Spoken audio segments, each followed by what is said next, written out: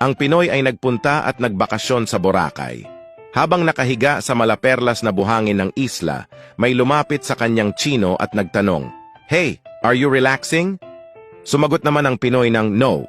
Makalipas ang 3 minuto, may lumapit naman sa kanyang Koreano at nagtanong, "Hey, are you relaxing?" Sumagot lang ulit ang Pinoy ng no. Maya-maya pa, may lumapit naman sa kanyang Amerikano at nagtanong, "Hey, are you relaxing?" Naiiritang sumagot ang Pinoy ng no, I'm not. Sa sobrang inis ng Pinoy ay nagdesisyon itong bumangon at maglakad-lakad muna. Habang siya ay naglalakad, may nakita siyang negro na nakaupo sa buhangin. Tinanong niya ito, "Hey, are you relaxing?"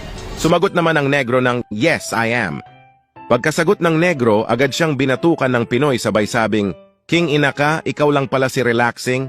Kanina ka pa hinahanap ng mga kasama mo, ako yung ginugulo."